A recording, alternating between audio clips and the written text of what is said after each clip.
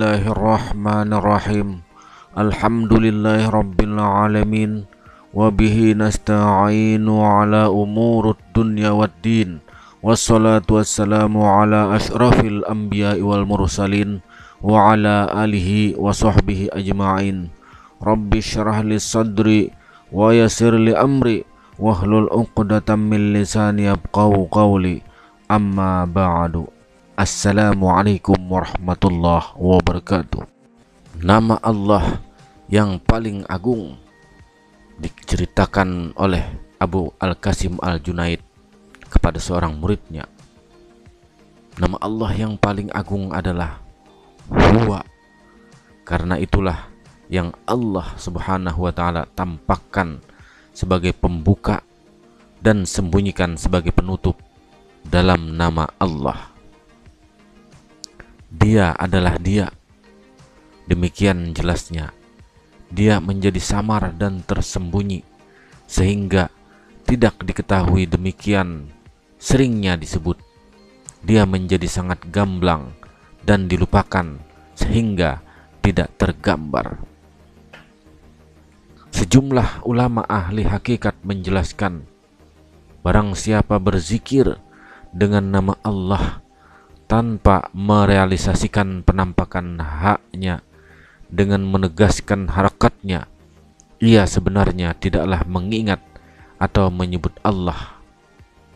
Penampakan hak adalah syarat wajib saat mengingat Allah ketika berzikir dan bertakbir dalam sholat, azan, dan membaca Al-Quran. Sejumlah ulama panutan dalam ilmu syariat dan ilmu hakikat menegaskan kepada murid mereka, barang siapa di antara kalian mendapat kesulitan dan ujian, hendaklah ia menyebut Allah Al-Hayyul Qayyum. Itu adalah nama teragung Allah. Disebutkan bahwa para ahli tauhid dalam berzikir terbagi atas 4 golongan. Golongan yang pertama mengucapkan la ilaha illallah.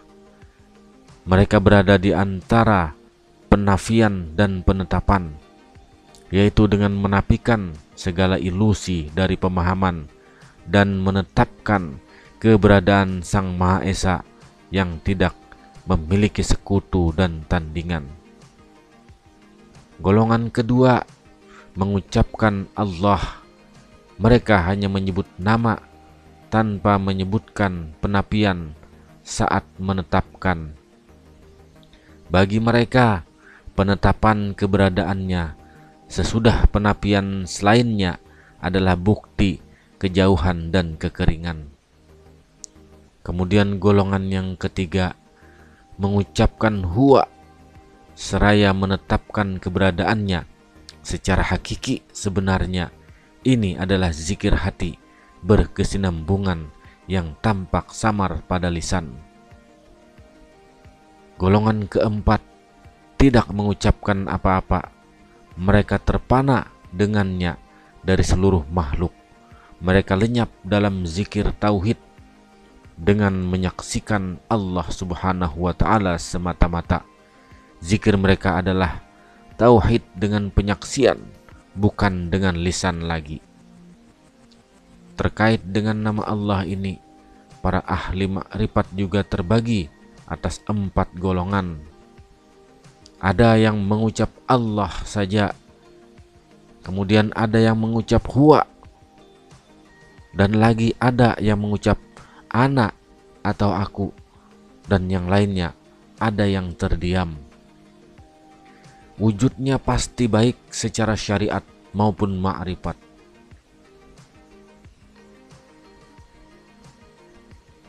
Abu Isa Al-Tirmizi meriwayatkan dengan sanad dari Anas ibnu Malik radhiyallahu an bahwa Rasulullah sallallahu alaihi wasallam bersabda, penghulu ayat-ayat Al-Quran adalah ayat kursi. Ini karena 4 hal. Yang pertama, keistimewaannya dalam menyebut zat agung Allah menghimpun sejumlah sifatnya mencakup seluruh kata ganti hak yang kembali kepadanya, serta memuat hakikat tauhid dan hak yang menunjukkan zatnya secara khusus. Hal ini tidak terdapat pada ayat-ayat lain yang berisi kisah, perumpamaan, pertanyaan, berita, janji-janji, ancaman, ilustrasi, dorongan, perintah, dan larangan. Seluruh ayat lain dalam Al-Quran adalah turunannya. Karena segala sesuatu selain zat merupakan subordinasi zat. Selain itu, seluruh sifat zat Allah terkumpul pada ayat ini dalam 11 kata ganti haknya. Di samping 5 nama yang disebut, jelas tidak ada yang lebih agung daripada penyebutan zat Allah, karena ia mencakup seluruh sifat. Itulah mengapa ayat kursi merupakan zikir teragung dan ayat termulia. Yang kedua, nama zat Allah dengan penyebutan nama zat dan berbagai hak yang tersembunyi di dalamnya.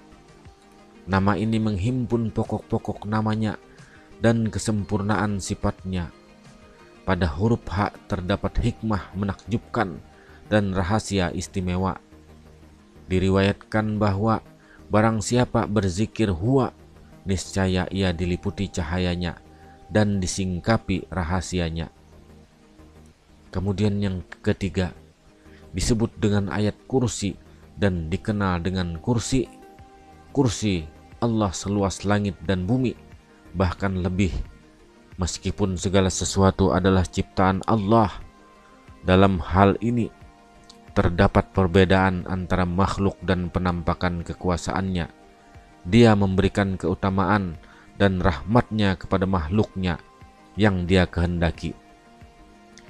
Demikianlah halnya dengan keutamaan ayat kursi atas seluruh ayat Al-Quran. Ayat ini dia khususkan untuk nama zatnya, meskipun Al-Quran secara keseluruhan merupakan kalam dan gambaran sifatnya, serta berisi seluruh namanya. Dia memilih sendiri apa yang dia kehendaki dari kalam dan namanya.